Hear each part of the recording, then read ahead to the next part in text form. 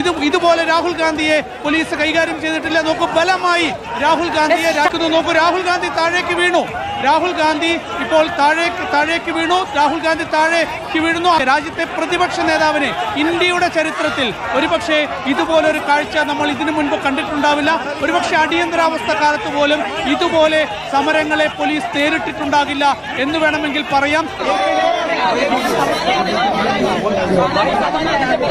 Chalo Sansad March. The centre has reached out to the CJP for talks on Monday, July 20th. S vision ബ്ലോഗിലേക്ക് നിങ്ങൾക്കേവർക്കും ഹൃദ്യമായ സ്വാഗതം. ഞാൻ Shukkur Tharuvana. Cockroach Janata പാർട്ടിയുമായി ബന്ധപ്പെട്ട ഒന്ന് രണ്ട് കാര്യങ്ങൾ നിങ്ങളുമായി സംസാരിക്കുകയാണ് ഇന്ന് ഞാൻ വീഡിയോയിൽ വന്നതുകൊണ്ടുള്ള ഉദ്ദേശം.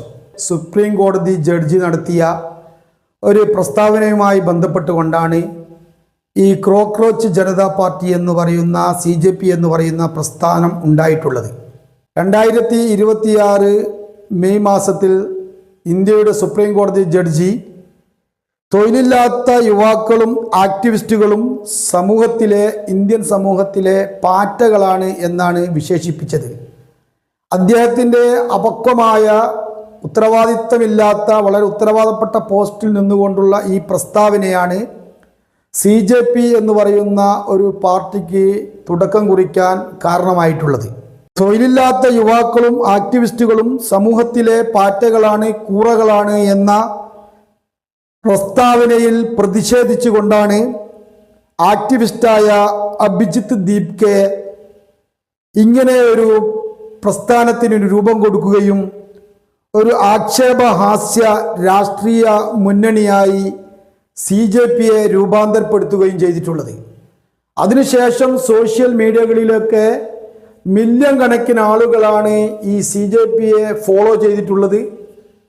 ഇന്ത്യയിലെ ജൻസി വിഭാഗത്തിൽ വരുന്ന ജൻസി സമൂഹം ഇന്ന് കോക്രോച്ച് ജനതാ പാർട്ടിയുടെ വക്താക്കളാണ്, അനുഭാവികളാണ്, അതിൻ്റെ പ്രവർത്തകരായി ഇന്ന് മാറിയിരിക്കുകയാണ്. 140 കോടി ജനമുള്ള ഇന്ത്യയിൽ ഒരു രാജ്യത്തെ ഏറ്റവും വലിയ സമ്പത്ത് എന്ന് പറയുന്നത് ആ രാജ്യത്തെ യുവാക്കളാണ്.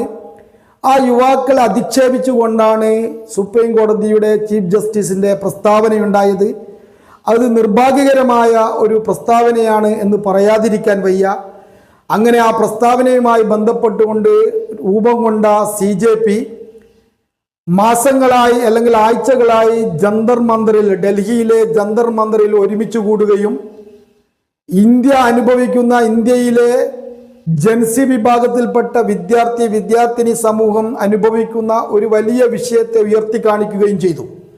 ആ വിഷയം എന്ന് പറയുന്നത് നീറ്റ് പരീക്ഷയുമായി ബന്ധപ്പെട്ടുകൊണ്ട് നിരന്തരമായി ചോദ്യപേപ്പറുകൾ ചോർന്നു പോവുകയും 30,000 രൂപ മുതൽ 30 ലക്ഷം രൂപയ്ക്ക് വരെ ഈ ചോദ്യപേപ്പറുകൾ വിപണിയിലും ഉത്തരവാദപ്പെട്ട ഉന്നതങ്ങളിലുള്ള രാഷ്ട്രീയ പ്രമുഖരിൽ നിന്നുമൊക്കെ ഈ കുട്ടികളുടെ കൈകളിലേക്ക് എത്തുകയും അങ്ങനെ അർഹതപ്പെട്ട കുട്ടികൾ പരാജയപ്പെടുകയും അനർഹരായ ആളുകൾ വിജയിക്കുകയും ചെയ്തുകൊണ്ട് ഇന്ത്യയുടെ ഉത്തരവാദപ്പെട്ട പ്രൊഫഷണൽ വിദ്യാഭ്യാസ മേഖല താറുമാറാകുന്നതിൽ പ്രതിഷേധിച്ചുകൊണ്ട് അത് അവസാനിപ്പിക്കണമെന്നാവശ്യപ്പെട്ടുകൊണ്ടാണ് കോക്രോച്ച് ജനതാ പാർട്ടി ജന്തർ മന്ദിറിൽ ആഴ്ചകളായി നിരാഹാരമിരിക്കുന്നതും സമരം നടത്തുന്നതും അവരുടെ ആഘോഷങ്ങളാക്കി അവരുടെ ദിവസങ്ങളെ രാവുകളെയൊക്കെ തീക്ഷ്ണമായ സമരത്തിൻ്റെ നാളുകളാക്കി മാറ്റിയതും. എന്നാൽ ആ സമരത്തെ ഭരണകൂടമോ ദേശീയ മാധ്യമങ്ങളോ ഒന്നും തന്നെ തിരിഞ്ഞു നോക്കാതെ അതിനെ വളരെ ചെറുതാക്കി കാണിക്കുകയും അതില്ലായ്മ ചെയ്യുന്നതിന് വേണ്ടി ഭരണകൂടത്തിൻ്റെ സഹായത്തോടു കൂടിയുള്ള നിരന്തരമായ പ്രവർത്തനങ്ങളും ഇന്ന് നടന്നുകൊണ്ടിരിക്കുമ്പോൾ ആ പ്രവർത്തനങ്ങൾക്കിടയിൽ പ്രതിപക്ഷ സംഘടനകൾ, SFI പോലുള്ള വിദ്യാർത്ഥി പ്രസ്ഥാനങ്ങൾ, അതോടൊപ്പം തന്നെ അനേകം യുവ പ്രസ്ഥാനങ്ങൾ, ഈ നാട്ടിലെ ക്രെഡിബിലിറ്റിയുള്ള യുവസമൂഹത്തിൻ്റെ വക്താക്കളൊക്കെയും ഈ പരിപാടിക്ക്, ഈ സമരത്തിന് പിന്തുണ പ്രഖ്യാപിച്ചുകൊണ്ട് ഇന്ന് ഈ സമരത്തിന് മുന്നിൽ നിൽക്കുമ്പോൾ ഇന്ത്യൻ നാഷണൽ കോൺഗ്രസ് കുറച്ച് പകച്ചു നിന്നാണെങ്കിലും വളരെ വൈകിയാണെങ്കിലും ഇന്ന് രാഹുൽ ഗാന്ധിയും അതോടൊപ്പം തന്നെ ഇന്ത്യൻ നാഷണൽ കോൺഗ്രസിൻ്റെ പ്രസിഡന്റ് മല്ലികാർജുന ഖാർഗെയും പ്രിയങ്ക ഗാന്ധിയും കോൺഗ്രസിൻ്റെ മറ്റ് പാർലമെൻറ്റ് അംഗങ്ങളുമൊക്കെ ജന്തർ മന്ദിറിലെ സമരത്തിൽ പങ്കെടുക്കുന്ന ഫോട്ടോകളും അതോടൊപ്പം തന്നെ ദൃശ്യങ്ങളും ഒക്കെ നമുക്ക് കാണാൻ സാധിച്ചു. ഇന്നൊരു പ്രതിപക്ഷ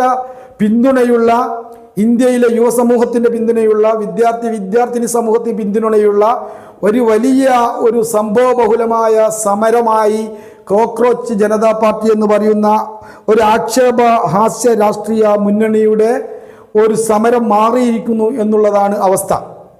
അവർ പ്രധാനമായി ഉന്നയിക്കുന്ന ഒരു മുദ്രാവാക്യം എന്ന് പറയുന്നത് ഇന്ത്യയുടെ വിദ്യാഭ്യാസ മന്ത്രി ധർമ്മേന്ദ്ര പ്രധാൻ ഈ കെടുകാര്യസ്ഥതകളൊക്കെ ഉണ്ടാകുന്നതിന് കാരണക്കാരനായ ഉത്തരവാദിത്തം നിർവഹിക്കാത്ത ഇന്ത്യയുടെ വിദ്യാഭ്യാസ മന്ത്രി ധർമ്മേന്ദ്ര പ്രധാൻ രാജിവെക്കണമെന്നാണ്.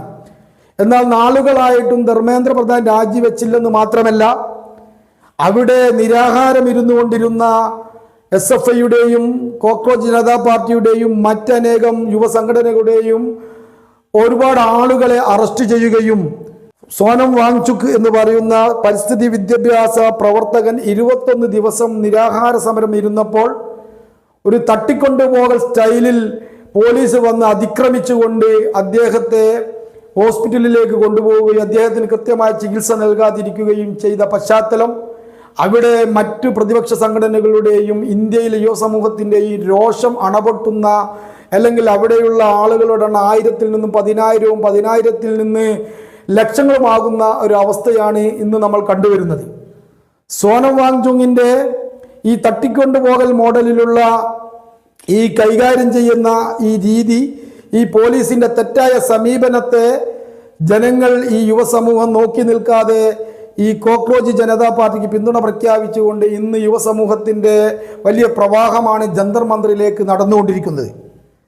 അങ്ങനെയുള്ളൊരു സമയത്ത് പ്രതിപക്ഷ സംഘടനകൾ കൂടി അതിന് പിന്തുണ നൽകി ഈ രാജ്യത്തെ അപകടകരമായ അവസ്ഥയിൽ നിന്നും ഈ രാജ്യത്തെ രക്ഷിക്കേണ്ട ഉത്തരവാദിത്തമുള്ള ഒരു സമൂഹം എന്നുള്ള നിലയ്ക്ക് ഈ യുവാക്കൾ നടത്തുന്ന ഈ സമരത്തിന് പിന്തുണ നൽകിയത് വളരെ സന്തോഷകരമായ കാര്യമാണ്. ഈ കോക്രോച്ച് ജനതാ പാർട്ടിയുടെ മുദ്രാവാക്യം എന്ന് പറയുന്നത് തന്നെ തൊഴിലില്ലാത്തവരുടെയും അലസരുടെയും ശബ്ദമെന്നാണ്.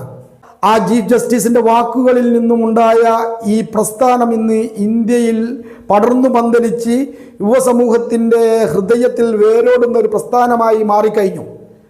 അങ്ങനെയുള്ള ഒരു മുദ്രാവാക്യവുമായി മുന്നോട്ട് പോകുന്ന ഈ കോക്രോച്ച് ജനതാ പാർട്ടി ഇന്ത്യയിലെ ഈ ഭരണ സംവിധാനത്തെ തിരുത്താനും ഈ ഭരണ സംവിധാനത്തിലുള്ള അപക്വമായ നേതൃത്വത്തെ മാറ്റിയെടുക്കാനും മന്ത്രിമാരെ മാറ്റാനുമൊക്കെ അവർ ഒരു സമരവും പ്രക്ഷോഭവും മാർച്ചുമായി പാർലമെന്റിലേക്ക് പോയപ്പോൾ ആ മുദ്രാവാക്യവുമായി പാർലമെന്റിലേക്ക് കടന്നു വന്ന സ്ഥലങ്ങളിലൊക്കെ അവരെ ക്രൂരമായി ഈ മർദ്ദന ഉപാധിയായി പോലീസിനെയും മറ്റ് സംവിധാനങ്ങളെ ഉപയോഗപ്പെടുത്തിക്കൊണ്ട് ഇന്ത്യ രാജ്യത്തെ ഗവൺമെന്റ് ഈ സമരത്തെ ഇല്ലാതാക്കാൻ പരിശ്രമിച്ചപ്പോൾ ഈ അപക്വമായ ഈ ഉത്തരവാദിത്തമില്ലാത്ത ഇത്തരത്തിലുള്ള എല്ലാ മേഖലയും കച്ചവടവൽക്കരിക്കുന്ന, ക്ഷേത്രങ്ങളെ പോലും കൊള്ളയടിക്കുന്ന ഈ രാഷ്ട്രീയ പാർട്ടിയുമൊക്കെ ജനസമൂഹത്തിലേക്ക് അവരുടെ ശരിയായ മുഖം തുറന്നിടുന്നതിന് കാരണക്കാരായ ഈ പ്രസ്ഥാനത്തെ CJPയെ അതിൻ്റെ വാക്താവായ അതിന് രൂപം കൊടുത്ത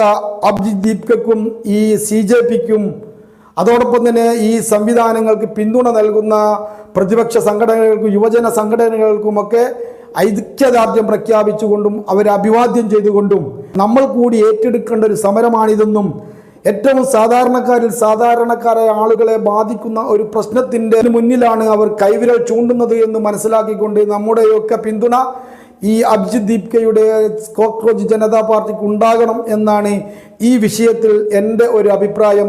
ഈ അഭിപ്രായം നിങ്ങളുമായി പങ്കുവെച്ചുകൊണ്ട് ഈ വിഷയവുമായി ബന്ധപ്പെട്ട നിങ്ങളുടെ അഭിപ്രായങ്ങൾ കമന്റിൽ രേഖപ്പെടുത്തണമെന്ന് വിനയപൂർവ്വം അഭ്യർത്ഥിച്ചുകൊണ്ട് ഈ വീഡിയോ അവസാനിപ്പിക്കുകയാണ്. നന്ദി, നമസ്കാരം.